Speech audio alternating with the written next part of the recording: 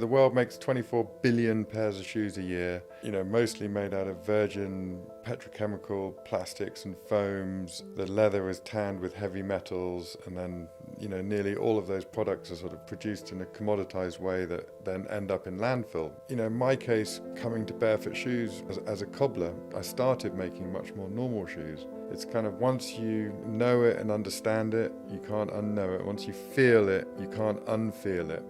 In our case, put your bare feet on the ground, feel the energies, and then start to live your life and everything you do from that frame of reference.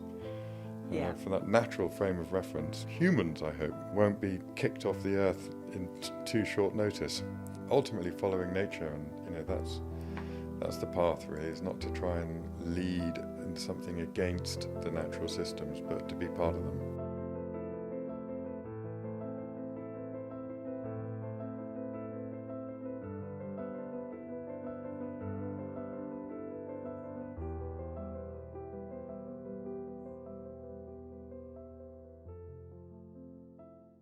Hello, lovely people, and welcome to a very special episode of The Wellness Way today.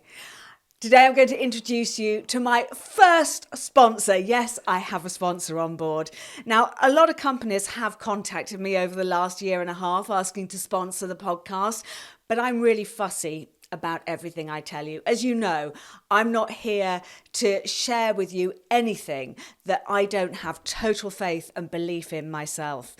And this is a company that I am so honoured to introduce you to. You most probably all know it, but it's Vivo Barefoot. And I have the CEO, Galahad Clark, with me today. Galahad, thank you so much for not just sponsoring me, but coming on the podcast. Very happy to be here. Thanks for inviting me. Right, okay, let's start with the Clark family, because you are 7th generation cobbler, aren't you? Yes, my family were sheep farmers in Somerset, and in 1825, my great-great-great-great-great-great-grandparents, Cyrus and James Clark, made the first sheepskin slipper called the Brown Peter, and from there built a decent shoe business off the back of it. Sorry to interrupt this podcast. The Wellness Way has got a brand new interactive ebook out. I've created a beginner's guide to your natural health systems to help you navigate through the jungle of natural health. A banquet of knowledge wrapped up in a simple ebook, featuring some of my top guests from the podcast. As an added bonus, I've even thrown in my meditation album, The Wellness Awakening, From Past Lives to Passing. Head over to my webpage, phillyjlay.com, to grab your copy now. And while you're there, why don't you sign up for my newsletter? And don't forget to like, subscribe, and share this podcast so we can continue to get this information out. Remember, the doctor of your future is you. I remember, like millions of other people in the UK, certainly, always being taken to Clark's shoes to get my school shoes. First day of September normally, there you are. And then you'd have a little process where your mum would say, right, you've got to wear your shoes in now, Philly, so they don't hurt your feet when you go to school. So let's talk about that. What did we do to feet? Wow, that is probably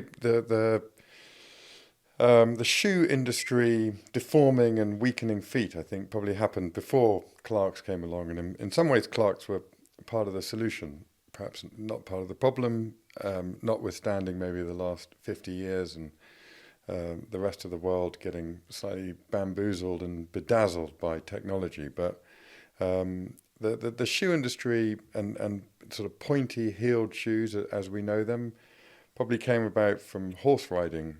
And it was, a few hundred years ago that pointy shoes to put your feet in the stirrups and heeled shoes to keep your feet. Oh, to catch the stirrup. Catch the stirrup, and it was I didn't realise that. And then obviously having a horse as was a status symbol in itself, and there's quite a lot of research to show that the aristocratic sort of divide, as it were, in Europe pre-formal education, the notion of a child having a relationship with an animal 10 times its size is an incredible developmental journey and sort of educational journey, and not least obviously then ultimately riding it around and looking down on everybody. But the modern shoe industry as we know it was all part of that status driven Really? process in the Western world, because obviously shoes, and shoe making were probably some of the first tools humans ever made.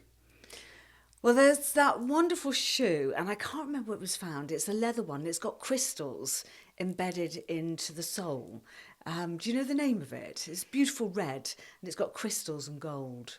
And it was found, I think, in the Himalayas, and it's thousands of years old. So people have worn flat shoes connecting to nature and earth for millennia, but presumably they were always a status symbol for the wealthy. I thought I knew most things about shoes, but I don't know the name of the red crystalline shoe. I'm going to have to look that up. We have to find that.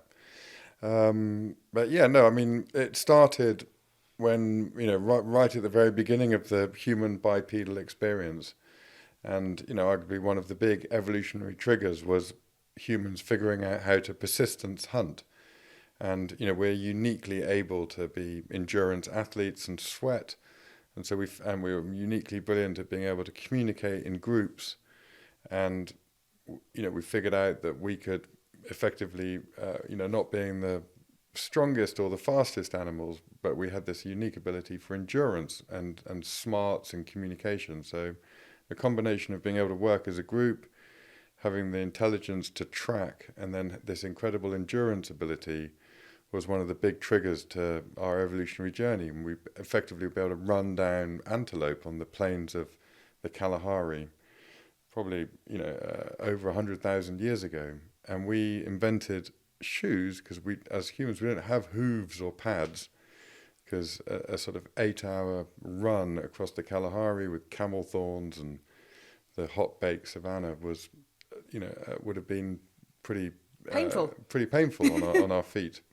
And so, we probably started making shoes. The shoe industry probably started before we even started farming.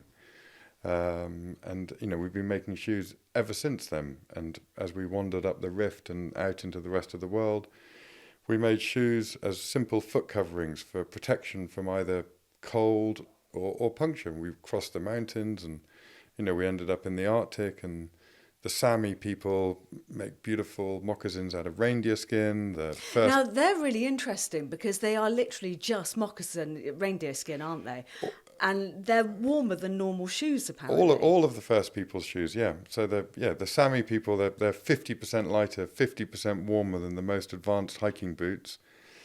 The first shoes made in Europe and the Americas would have been either bison or elk or deer moccasins, all perfect barefoot shoes, allow your feet to do their natural thing, made person by person, foot by foot. And we would have made foot coverings or footwear, all over the world, and even in the jungles, made from woven relevant plants and reeds. So it was only quite recently in the human journey that we started making shoes that really compromised natural foot function. Talking about kind of native shoes, what do you think of clogs? Because clogs, from Holland, and they're made out of wood, but you don't have that kind of, well, I suppose you're still grounding because they're wood, but they are much harder. What do you think of them? I've never been able to get my head around clogs. I'd be lying if I could say I could get my head around it too. But for a relatively thick shoe, actually having a higher density is much better for movement. It's the soft, spongy shoes that cause a lot of the problem in movement, because that's what really restricts the sensory feedback from the feet to the brain. Whereas actually, a clog you get quite a lot of sensory feedback. Now, you can't necessarily run or move that fast in a clog, but they're, relatively sort of healthy, I think, on some levels. And, Dr. Scholl made wooden sort of sandals and clogs, back in the day. And they were, made with a wellness bent to them. And actually, that even though they're slightly thicker, the dense sole is arguably better than a spongy sole. So we're going to talk about the feet. They are the most extraordinary part of the body. I love them. Talk us through what the foot is. So the foot is, an amazing piece of evolutionary engineering and design.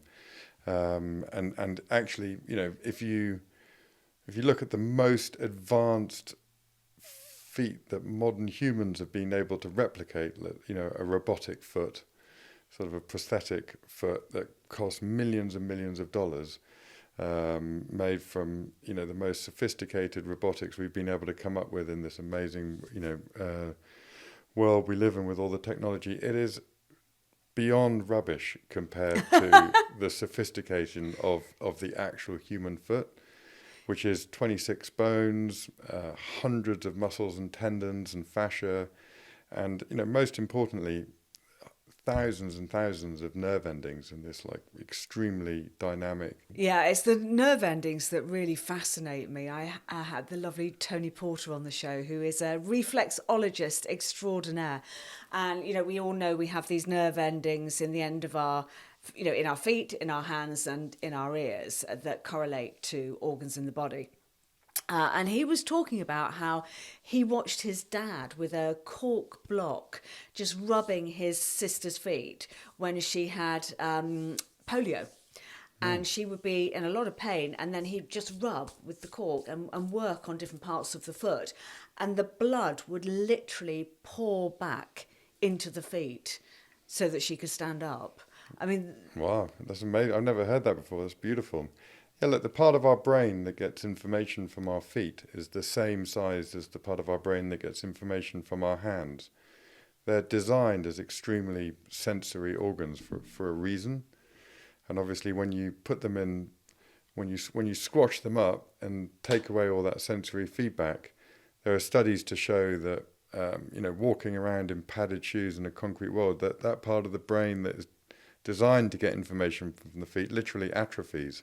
So it's by not keeping your feet active and vital, it's linked to brain degenerative diseases, and there are tremendous kinetic, problems from shutting off the feet, because the all your spinal column and all the nerves through the body, like you say, get activated through the feet, and they're designed to do so. So when that stops happening, a lot of those nervous connections through the whole body start to shut down, and the thoracic spine works less well, and all your joints and key movement areas are having to guess more, because this sophisticated movement system, and apart from the feet, most of the brain is dedicated to movement in general, and so to shut that off, it gets confused and sends all kinds of confusing messages through the whole body, and it's linked to a whole litany of kinetic problems. So why were our feet shut down? You talk about, the fashion industry and the horse riding and everything, but it went much further than that, didn't it? In kind of modern times, it's really now we just put our children from virtually the moment they're born. If you saw some of the shoes, baby shoes, now they're solid, hard plastic, or, not even all leather, that you're asking a baby to learn to walk in when they should be barefoot. Yeah, I think the modern footwear industry is a huge public health scandal, and it's akin to giving kids cigarettes. I think it's that level of unhealthiness to allow to deform and weaken this vital part of the foot that then has all these other repercussions up the rest of the body, and kids stop enjoying movement as much, move less, and that has all its own problems. So look, it's funnily enough, Clarks, we spoke about in the 19th century, they started their building of the Clarks brand in the 1860s and 70s as trying to make relatively anatomical footwear compared to what the Victorian hobnail boots of the days would have been.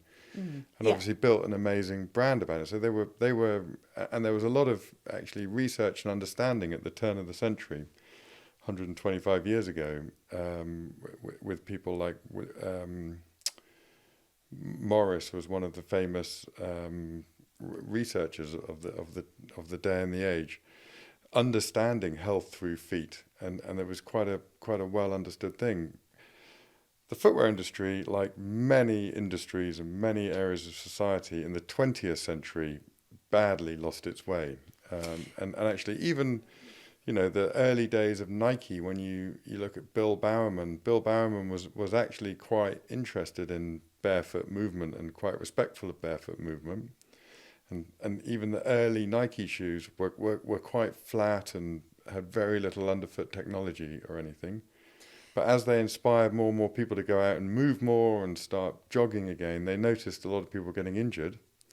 So they famously brought in a bunch of doctors, and the doctor said, well, look... That's always a mistake.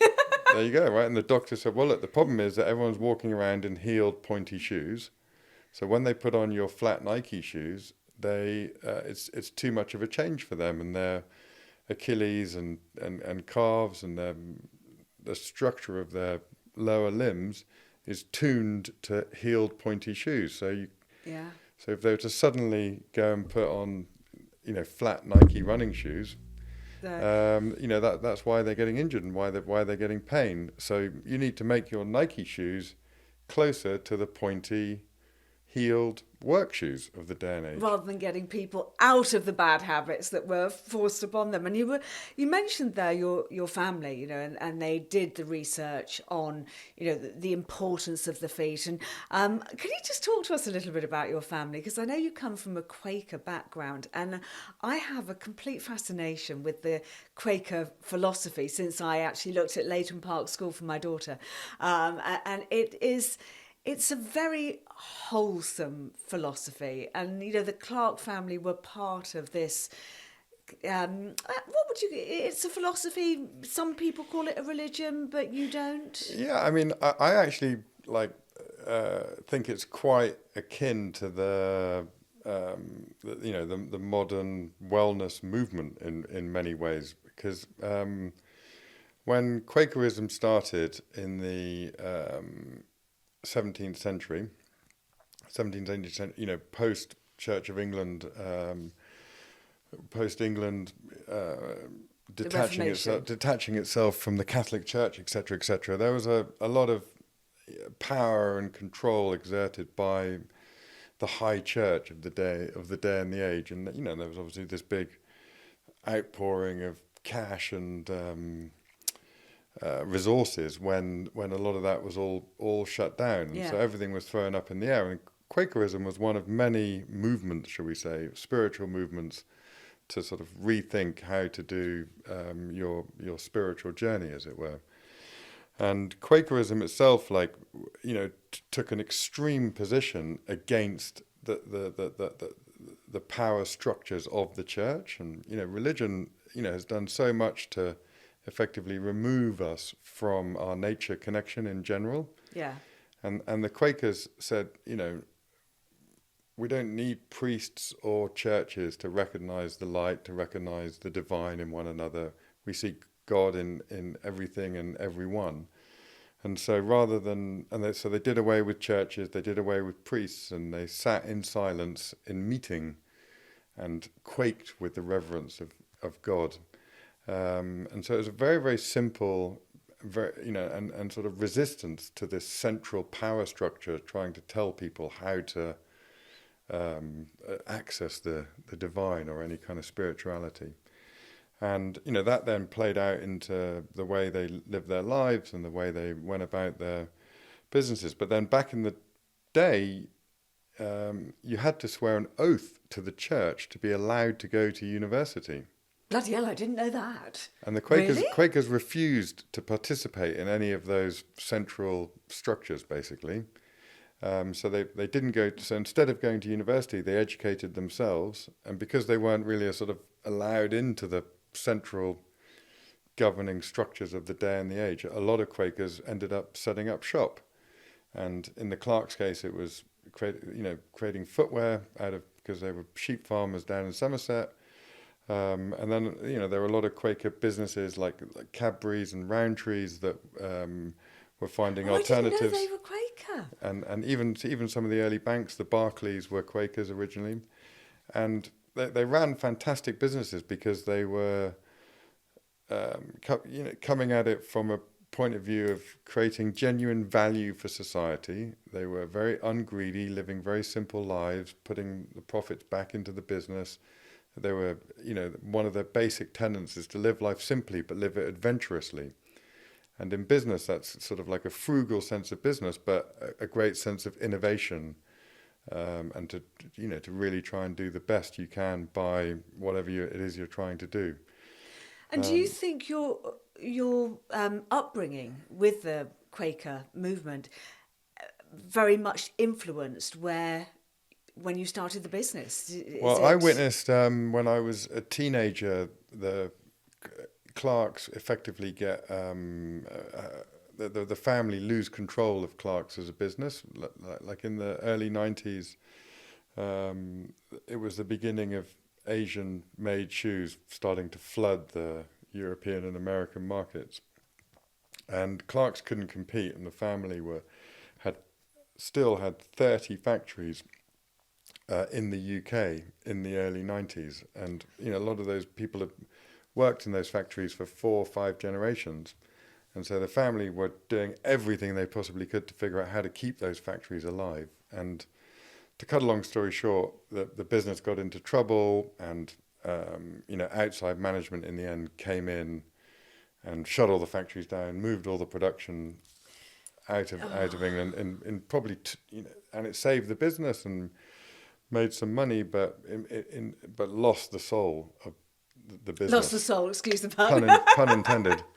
And I witnessed this beautiful Quaker business go from being, a business that was built on real values, real innovation, real product-centric, real sort of service to society, along the lines of what you mentioned, to something being run by mercenary short-term management that were just making decisions to make profit. And you witness this beautiful brand just get milked and milked and milked to, now sadly it's, it's a shadow of what it used to be on many, many levels. That's happened to so many companies that were, once very good. And I understand it's very tempting sometimes for companies to be bought out. We saw it happen to Green and Blacks, and, Pucker have unfortunately just been sold. I'm very familiar with both those companies. My previous chairman was one of the first people in Green and Blacks, and my current financial director was at Pucker. So, I see it all around me in companies like the two you just mentioned, getting taken over by impatient capital. The whole spirit and purpose of the business gets thrown out the window, and you see these beautiful purpose-driven businesses get diluted, at best diluted, and at worst destroyed by impatient capitalism. And a few shareholders make millions of pounds of money, and society and the world is all the poorer for it. In Green and Black's case, they had a very legitimate supply chain in Belize and tremendous connection to the cocoa growers and the projects that they were doing all around that, and obviously when it got sucked into what was ultimately Mondelez through Cadbury's being another example of something that's gone. All that went away, and in Pucker they had very legitimate supply chains around all the herbal, and the founders were genuine herbalists, and a lot of the agriculture and the way the supply chains worked. All right, there you go. Sebastian's been on the show. Oh, there you go, yes. But it got sold, and I think for me it's been one of the problems why I haven't been able to take a sponsor on board, because, I talk to people, and then you just kind of hear rumours that, companies are getting sold, or and it's really hard. But I love your product so much, and I want to talk about Vivo Barefoot because it is, they're so comfortable. They are just so blooming comfortable, and they just spread your feet. And can you talk us through the importance of having that barefoot walk or run in the morning. And I also want you to talk us through, the problems that Nike had and why you have to start slowly, but how important this is to get that connection to the earth. Yeah, look, and a lot of people say, "Wow, what is so special about Vivo Barefoot?" And of course, it's nothing. It's you are so special, and you're actually finally just allowing your feet to be feet. And we're actually making shoes in the same way humans made shoes for tens of thousands of years, as we just discussed, all over the world. But just stopped making shoes like that and started trying to figure out all these remarkable bits of technology that have gone into modern shoes as we know them. And I would say that all the technology in modern footwear is there to solve problems that were caused by the shoes themselves. So people are living in this shoe matrix, and all Vivo's doing is saying, like, get out of that matrix, just get back to yourself, get back to your natural foot function. And the research shows within 6 months of just walking around with less shoes on, or barefoot shoes, or shoes that allow your feet to do their natural thing, your feet regain their natural function and strength by 60%. Wow. So it's not to say that like barefoot shoes make your feet stronger, it's to say that modern shoes are making your feet 60% weaker. And the average Western adult is walking around with really weak, deformed feet because of the shoe industry. And it starts at childhood. And, if you have weak, malfunctioning feet, then the rest of your body doesn't work very well. And it is your charger. It's on the ground, on the earth, getting, it's your battery charger, and then the sunlight sets it off. And it is, so important that your feet are comfortable. And I sometimes wonder if, because as you know, I had a spinal fusion that went wrong. And I do wonder whether a lot of that, for me, because I studied meta consciousness as well, is emotion. But also, I trained as a classical dancer. So I was put on point at 10 years old to take my pre-elementary ballet exam. And my feet are absolute shit. I mean, look at that. I mean, you don't really get worse than that. That's a dancer's feet, if ever. They do look remarkably like dancers' feet. They're extraordinary. They're on point from the moment. It'll be interesting to see how they change now over time, and as you start wearing less and less shoes, they will change a lot. Well, I haven't been wearing shoes for only on very rare occasions do I wear shoes now. And have the shape of your feet changed a lot? They feel stronger. Yeah. They definitely feel stronger. I've got a couple of hacks in both of my books, actually, of things I do. One is rolling the ball, the tennis ball. Yep. And the other one is just feeling as I walk, even when I'm walking down the stairs in the morning, just take it slowly and just feel the ground. But I think I'm stuffed, really, and I think I've always got this V sign.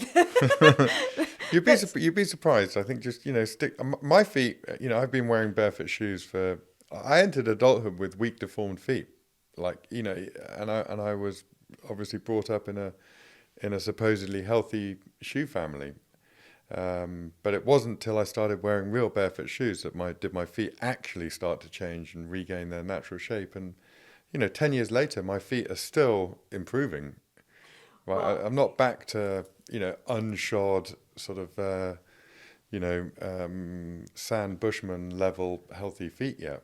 I mean, I'm so excited to have my first Vivo Barefoots. I can't tell you how grateful I am, because I do, my grounding, my barefoot walking. It's blooming cold in winter, and anybody that follows me on social media will see my kind of red feet in the snow, and it's. That does put a kind of stress on the body. And, when you're standing on thistles and brambles, and I've got a lot of them around me. And so I've only had a couple of walks in them, and it's just felt so lovely. And I kind of thought, oh my God, this is what I'm meant to be doing, rather than going, oh God, that's another thorn, or oh God, I just stood in that deer shit. So look, I have to say, not all Vivo Barefoot shoes are fully grounded yet, but we are launching this year the first fully grounded conductive shoes. And as you said, and actually, simple leather moccasins are grounded, because when you sweat in leather soled through one skin of leather, your foot still grounds electrically to the earth, And those electrical charges connecting to your body is so. There are ways around it. Keep that electrical connection to the resonant frequencies without thistles and snow. Because to the earlier point, humans have always been wearing some kind of basic foot coverings against thermal and puncture protection. Yeah, I know. I spent a lot of time pulling thistles out because I hadn't discovered your shoes. Well, I had.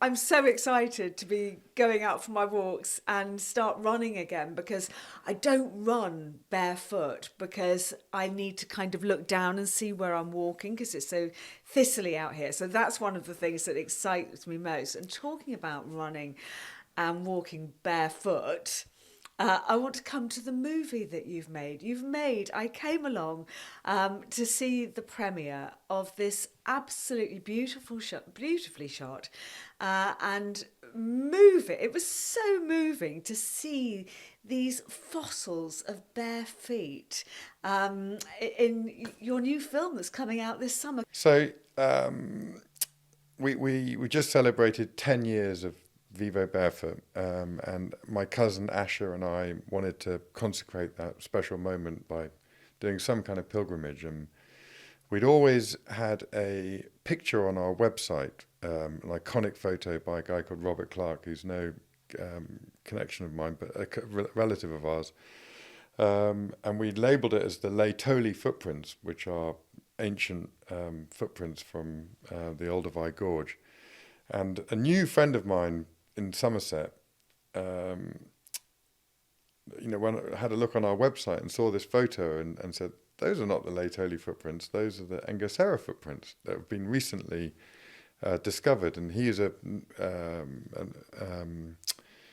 nature filmmaker, and he'd made a film very close to where these footprints were, Lake Natron, which is near the Serengeti on the Tanzanian-Kenyan border, next to this extraordinary volcano. And they're the biggest collection, 450 footprints, biggest collection of ancient Homo sapien footprints in the world, most complete collection. How old are they? They're somewhere about 20,000 years old. 20,000 years. So they are barefoot, and your film is called Footprints. Yeah. Footprints. So they are barefoot, and you can see that they're. They weren't hunting when they were, and they were just going around their everyday life, and they're filmed on the shores of this lake, and the interpretation is that they were going down to the streams to forage, possibly fish in some way, and then going home again. And they were, it's extraordinary because they were clearly footprints of adult males, females, and children that are basically cover all of our modern foot sizes. So to go there and, as you saw in the film, to nestle your feet inside one of those footprints is an extremely evocative and moving experience. It is, and to know that man has walked that footprint before. It's just even to watch it. But I noticed as well that they kind of all go in the same direction. So they're kind of going up on the right-hand side as you look at the screen, and then they're coming back from wherever they've been on the left-hand side. So they seem to kind of have a formation, don't they? I think there's definitely a group of people going to do something and then go back to, and you'd presume going from home to forage and return home.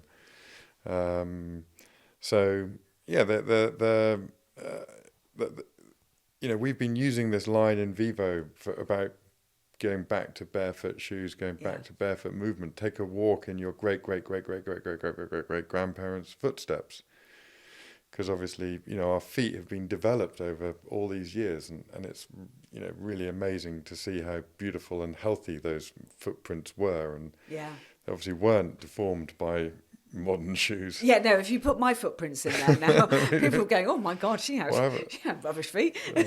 So it was really, linked to everything we've been talking about in Vivo, and just to go back to that reconnection to nature, to those, because we have these ancient bodies, of course, and feet are part of that. And, as you do so well in your podcast and the people you talk to, in many ways you're helping people just go back to tried and tested ways of reconnecting with nature.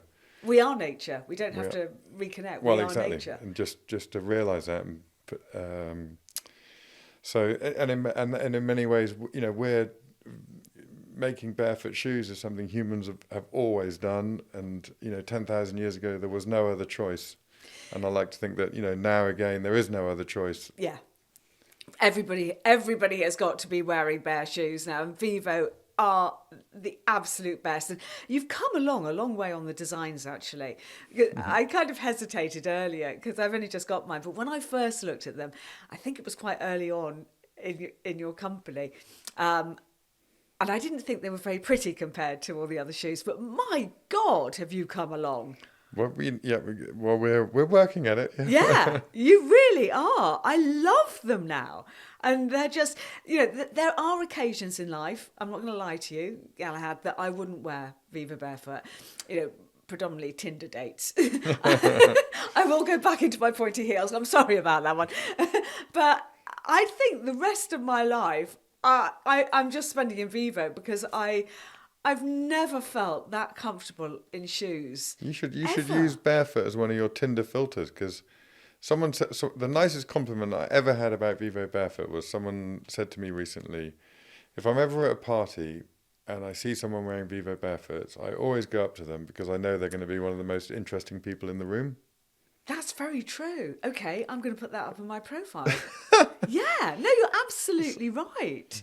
I might take down the picture of me mouth taping, which obviously is very attractive. Well, it's also probably, people that are into that will also be interesting. One day it might be just those of us that are grounding and wearing, barefoot shoes and mouth taping that will be here and going back to our ancestors' ways. But you've been very gracious here and you've allowed us to have a clip from the movie. So we're just going to show a little bit of the film. It is so beautifully shot and it's just, watch it and just reconnect to your ancestors and just think about all those footsteps that have gone before you. So we're just going to show a little clip of the film.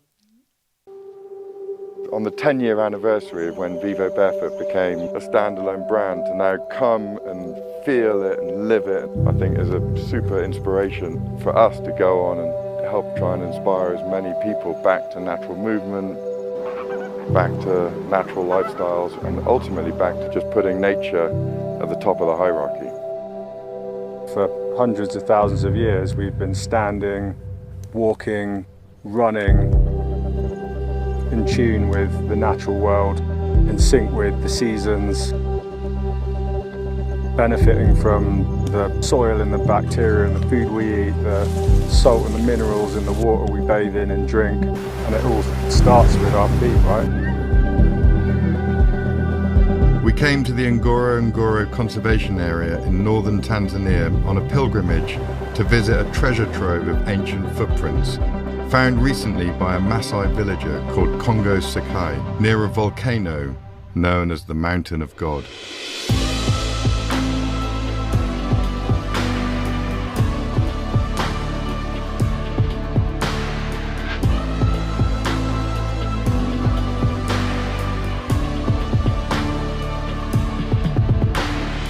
All of our modern foot sizes are covered from children to large males in the 450 Ngorongoro footprints, and to track them and to perfectly nestle one's feet into one of them is to travel through time. In my life, this is the only place that I've seen where our ancestors living. We shall not cease from exploration, and the end of all our exploring will be to arrive where we started and know the place for the first time.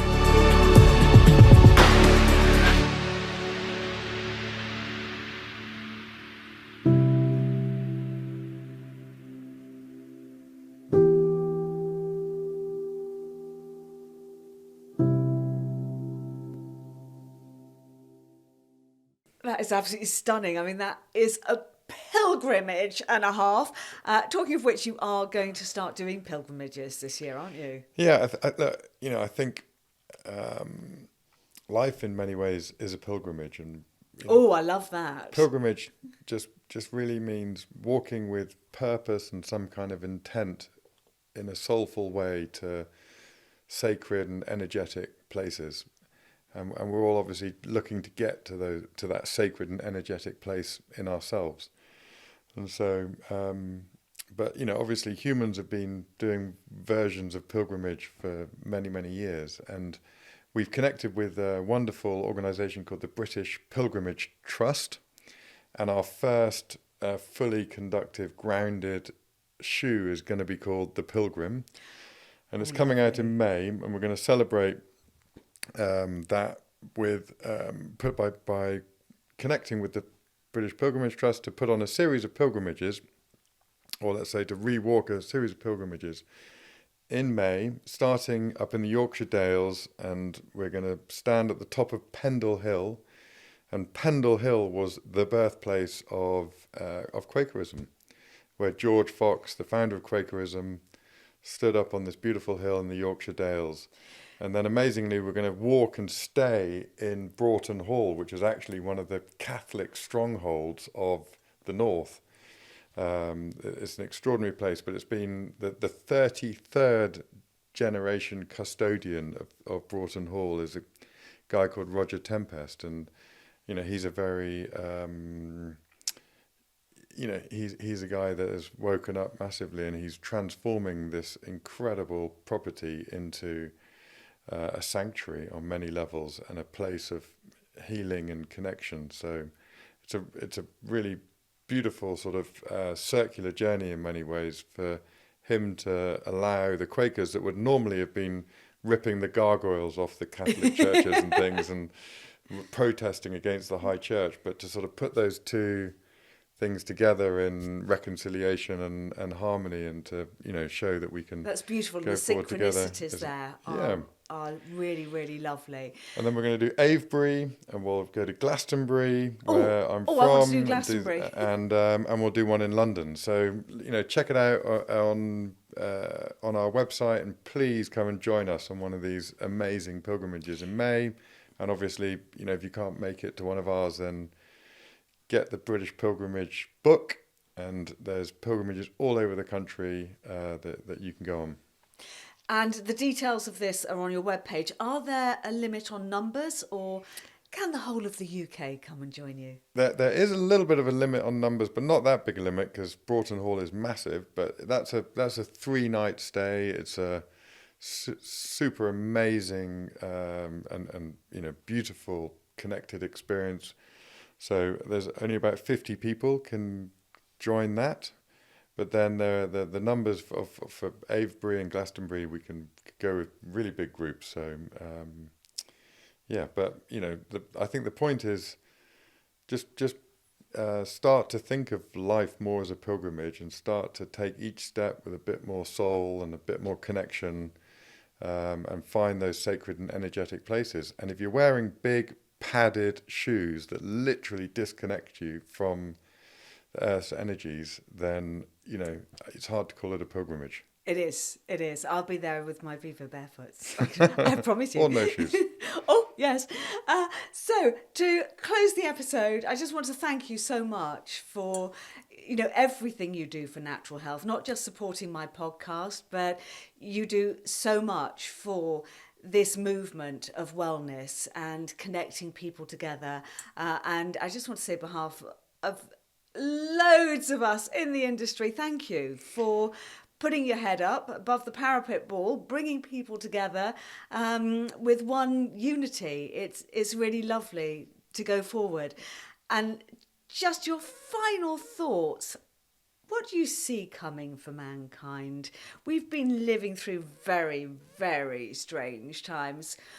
Do you think there's a way out of this? Yeah, absolutely. Look, I mean, I let me also thank you for everything you're doing as well to, you know, lead, you know, through your own amazing personal experience and personal journey, and then helping so many people rediscover their own sovereignty and their own connection to nature and themselves. We're really proud just to be part of that movement and be what is a really growing movement of humans, you know, in many ways just taking back control of their own sovereignty. but taking themselves off grid, off these crazy structures that have been built up in the last 100 years. And as we both know,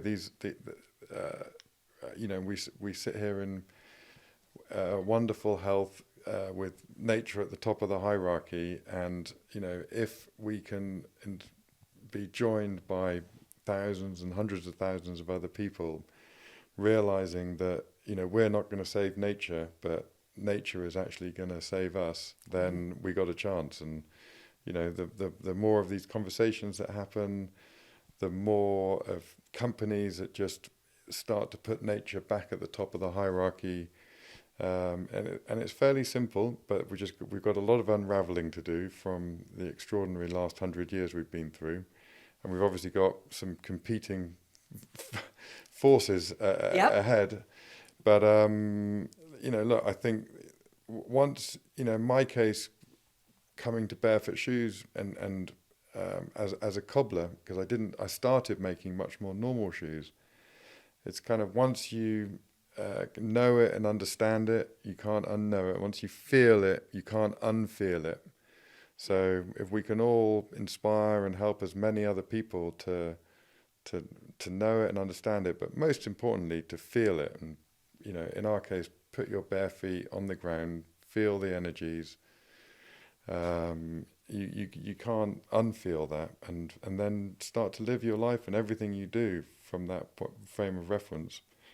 For that natural frame of reference, and the world will start to, humans I hope will be won't be kicked off the earth in too short notice. We're hoping so. We're hoping so. That sixth extinction that everybody keeps talking about.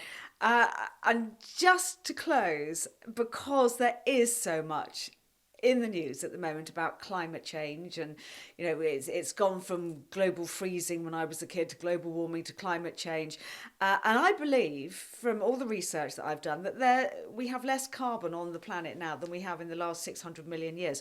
However, what we are doing is we are trashing the planet with waste, greed, overconsumption, waste. It's just, you don't give a thought, you just take it, throw it away. And this is another thing I completely love about your company. In a world where you can get so little repaired, you've got a toaster and they go, we can't repair it, I'm sorry, you're going to have to buy a new one. And you're going, where's it going to go? Landfill. Landfill is closed. But you actually have this beautiful ethos as a company in not just recycling, but fixing stuff. You can actually get your shoes repaired, can't you? Yeah, look, I mean, thanks for saying that about carbon. Don't get me started on carbon, and the whole carbon economy and business obsession with carbon is, something that we could do a whole other conversation about. Yes. But and the cobalt mines and the electric cars and look, we the world makes 24 billion pairs of shoes a year, made out of mostly made out of virgin petrochemical plastics and foams. The leather is tanned with heavy metals, and then nearly all of those products are sort of produced in a commoditized way that then end up in landfill. And if you think about what 24 billion pairs of shoes is, all ending up in landfill and clogging up the oceans and the beaches, it's a crazy number. So we need to figure out how to reimagine our interaction with stuff, and obviously start to think in a genuinely circular way and build emotional durability and connection to the products we have, that we want to get them repaired and the effort to get them repaired. And companies need to take the responsibility to take back products that are worn out or broken and fix them and keep the life cycle alive. And we take that very seriously. And the truth is, some industries legislate it quite well. The footwear industry doesn't yet.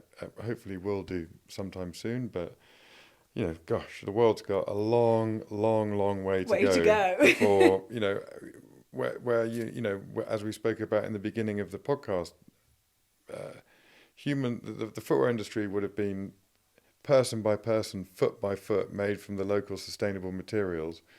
that would have been endlessly repaired or then, biodegradable and go back to nature. And I do believe that there is a way that the footwear industry can get back to that way of being in shoes, away from these long industrial supply chains, filling up warehouses and discount stores with footwear that ultimately ends up in landfill, where go back to making shoes person by person, foot by foot, from sustainable biodegradable materials. And valuing them, and really valuing them. This is what is so lacking in life now, is that people take so much for granted. And when you have something, I remember when I first started working, and every year for my work, for the labour I have put in, I would buy myself one really nice item of clothing, really nice item of clothing. And I still have them, 20, 30-year-olds. I have my mum's clothes. I still wear my mum's clothes, and it's just valuing everything that we have in life. And just thank you for leading the way, because I know that you are doing so much in that. Well, we're following as well, and following ancient wisdoms on many levels, and ultimately following nature, and that's the path really, is not to try and lead in something against the natural systems, but to be part of them. What a beautiful way to finish. We are definitely part of nature. Galahad Clark, thank you so much for coming on the podcast. Thank you, lovely people. Oh, what a great conversation. I really loved that. And I will be back next week to introduce you to my second sponsor. So come and join me next week. Do not forget to like, subscribe and share, because we got to get this information out. Thank you, everybody. Have a lovely week. Bye.